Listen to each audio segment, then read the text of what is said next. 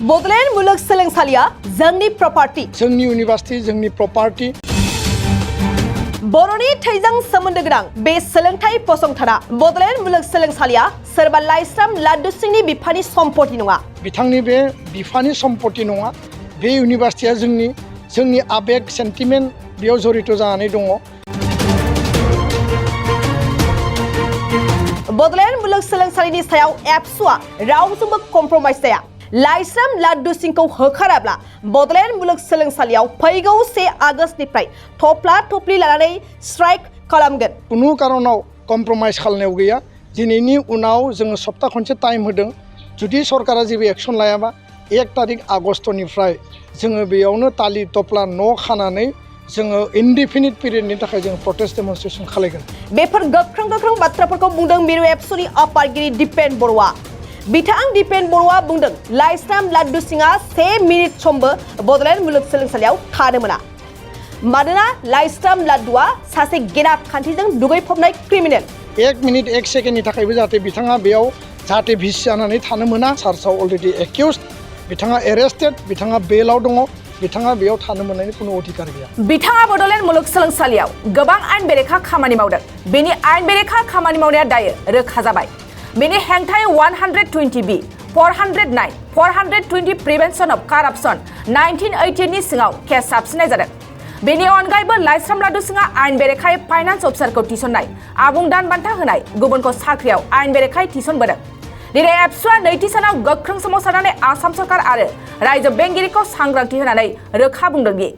बड'लेण्ड मुलुगसोलोंसालिनिफ्राय लाइस्राम लादु सिंखौ थाबैनो होखारनांगौ आरो गोदान भाइस चेन्सेलरखौ थिसनफिननांगौ गुबुन आफाद जथायै चिरां आरो क'क्राझार जिल्लानि मददाव लाइस्राम लादु सिं बिथां भिसिनि जि मोनसे एलिगेशनमोन बे अलरेडि प्रुफ जाबाय आरो बिथाङा सासे एक्यूज्ड एरेस्टेड आन्डार सेक्सन जि केस नं 1/2022 आरो सेक्सन बेयाव बहायदों 120B 409 420 प्रिभेन्सन अफ करापसन 1988 दा बेबायदियै बिथाङा क्रिमिनेल कनस्पिरेसियाव आरो लोगोसेयै माने सिटिं आरो फ्रड चार्ज आरो लोगोसे मिसएप्रोप्रिएशन जिहेतु बिथांनि एगेन्स्टआव director of anti corruption and CM vigilance बिथांमोना थांनाय बोसोरसेनि समनिफ्रायनो इनभेस्टिगेशन खालामगासिनो दङ बिथांखौ लिंहरदों इन्टारोगेशन खालामदों आरो बिनि उनाव दिनै प्रमाण जाबाय आरो बे लेटारखौ मोननानै जों प्रुफ मोनबाय जे आसामनि चिफ सेक्रेटारि अफिसनिफ्राय बड'लेण्ड इउनिभार्सिटिनि माने रेजिस्टार बे रेजिस्टारनो लिरहरदों जे बिथांनि सायाव एक्सन टेकेन रिपर्ट जोंनो हरनांगौ आरो बे लेटारखौ जों जेब्ला नुबाय बिथांनि जि केस बिथाङा सासे क्रिमिनेल एक्यूज्ड आरो एरेस्टेड हिसाबै बेयाव लिरनाय दङ आरो फारसेथिं गुवाहाटी हाइकर्ट महामान्य गुवाहाटी हाइकर्टनिफ्राय जों नुबाय जे बिथाङा एरेस्ट जाखांनायनि उनाव आरो एरेस्टबो देखायदों खिन्थु प्रि एरेस्ट बेल लानायबो बेयाव देखायदों दा बेयाव मेन चार्जआ जाबाय बिथाङा प्रफेसार नेक्सन सिं फाइनान्स अफिसार नेक्सन सिंनो माने मेनेजमेन्टनि गेजेरजों फेभारिटिज्म खालामनानै इलिगेल भाबै बिथाङा फाइनान्स अफिसारखौ एपइन्टमेन्ट होदों आरो फारसेथिं जाहैबाय जे डक्टर नीलकमल सिंह सेक्सुवेल हेरेसमेन्टनि जाय केसाव चार्ज बिथांखौ सासपेन्ड खालामनाय जादों खिन्थु बिथांनो फुल दरमा होदों बे दाय आरो 3 नम्बरा जाबाय मेल'डि थांजामनाय सासे PhD scholar without interview without माने एन्ट्रेन्स बिथांखौ थोंजोङै एपइन्टमेन्ट माने एडमिसन होदों फारसेथिं बिथांमोननि माने इउनिभार्सिटियाव मार्केट सेट बानायनाय ड्रेन बानायनाय कालभार्ट बानायनाय बिनि हिउज माने करापसन चार्ज बेयाव होनाय दङ दा बेखायनो दुलाराय बर' फरायसा आफादा नैथि साननि थाखाय दिनै आन्दलन खालामबाय आरो बे आन्दलननि गेजेरजों स्पष्टयै आसाम सरकार आरो आसामनि महामान्य राज्यपाल बिथांखौ रायजो बेंगिरि बिथांनिसिम जोङो थ्र' क'क्राझार जिल्ला बेंगिरि डिस्ट्रिक्ट कमिशनारनि गेजेरजों जोङो मेम'रेन्डाम हरदों आरो बे मेम'रेन्डामाव मोननै दाबि लाखिदों मोनसे दाबिया जाबाय जे बिथांखौ इमिडियेट सासपेन्ड आरो रिमुभ खालामनांगौ नैथि दाबिया जाबाय इमिडियेटलि गोदान सासे भाइस चेन्सेलर इनचार्ज थिसननांगौ जाहाथे जोंनि बड'लेण्डनि जि हालामाव गायसनजानाय बर'फोरनि आन्दलननि गेजेरजों थैनि बिनिमयाव आत्म बलिदाननि बिनिमयाव जोङो प्रेस्टिजियास मर्यादापूर्ण मोनसे जि इनस्टिटिउसन मोनबाय बे सासे जुदि क्रिमिनेल जायोबा बे सासे जुदि एक्यूज जायोबा एरेस्टेड जायोब्ला बिनि आन्डाराव बे इउनिभार्सिटिया दायो सेकिउर्ड नङा दा बेखायनो बिथांखौ रिमुभ खालामनांगौ आरो गोदान भिसि हरनांगौ आरो बिथाङा जि दायाव दा क्रिमिनेल कनस्पिरेसियाव चार्ज जानानै दङ बिथाङा दिनै एरेस्ट जानानै आरोबाव बे बिबानखौनो बिथाङा नागाराखै बेलाव दङ दा जोंनि दाबिया जाबाय बिथांखौ रिमुभ खालामनांगौ नङाब्ला बिथाङा दाख्लैबावै मा खालामदों फुंनि 7टा बाजियाव इउनिभार्सिटियाव फैनानै गोबां नथि पत्र कागज तथ्य पाति बिथाङा लानानै गुवाहाटियाव साननै गाइब जानानै थाहैदों आरो बिनि उनाव मैया फैदों मैया फैनानै बिथाङा क'क्राझारनि डिस्ट्रिक्ट कमिशनार आरो एसपि बिथांमोनखौ फन खालामदों जे एबसुआ आंखौ होखारनानै अफिसाव ताला मारिदों हयरेस बिथाङा फुंनि 7टा बाजियावनो खारनानै थांदों जों आन्दलन खालामदों 12टा बाजियाव बिनि उनावसो फिन जाहाथे बिथाङा तथ्य पाति खावनो हाया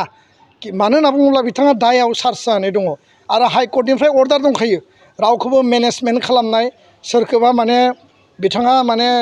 कनभिन्स खालामनो नाजानाय इनफ्लुयेन्स खालामनो नाजानाय बेबायदि कुनु बिथाङा जाहाथे स्टेप लाया बे बाथ्राखौ हाइकर्टआ अर्डार होनानै दोनदों किन्तु बिथाङा बेबायदि खामानिखौ मावबाय थादों आरो बेखायनो जोंनिफ्राय बे एक्सनखौ लानाय जादों आरो बिथाङा मैया डिसि आरो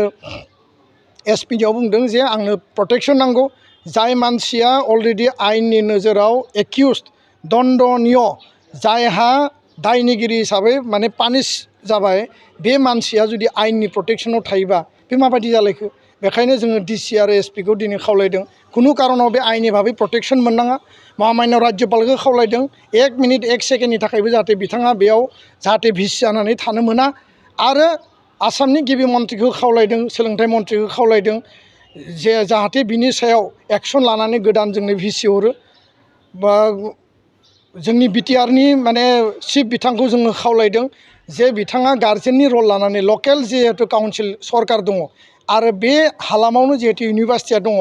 बिथाङा जाहाथे इनिसियेटिभ लानानै बिथांखौ एक्सन लानायनि गासै प्रक्रियाखौ राज्यपाल आरो चिफ मिनिस्टारजों कअर्डिनेट कमिउनिकेसन खालायो बिनि थाखायबो जों दाबि दैखांदों दिनैनि उनाव जोङो सप्ता खनसे टाइम होदों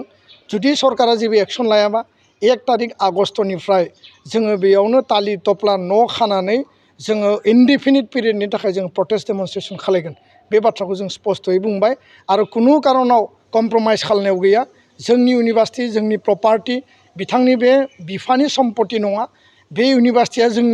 जोंनि आबेग सेन्टिमेन्ट बेयाव जड़ित जानानै दङ आरो जोंनि फंबाय बिनानाव भबिष्यतआ बेयाव फरायनांगौ मोजां डिग्री लानांगौ रिसार्च खालामनांगौ गावबा गावनि जिउ दानांगौ साख्रि बाख्रि मावनांगौ आरो बिनि आन्डाराव जेसेबां एफिलिएटेड कलेज दङ बे एफिलिएटेड कलेजफ्राबो मोजाङै सोलिनांगौ मालाबा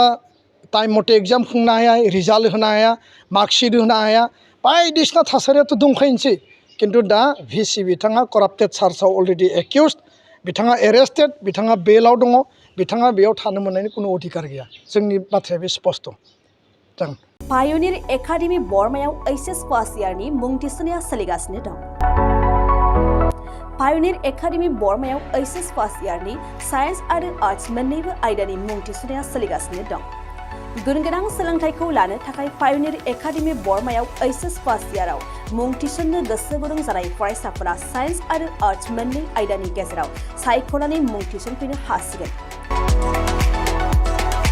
पायनिर एकाडेमि बर्मायाव आलादायै नीट आरो जेईई नि कचिंबो होफानाय जायो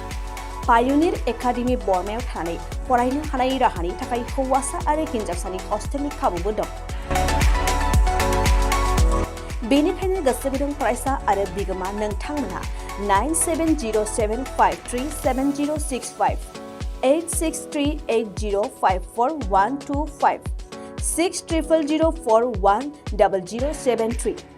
7576020620 नङाब्ला www.pioneeracademyborma.organization आरो pioneeracademyborma@gmail.com नि गेजेरजों फोनांजाब खालामनो हागोन।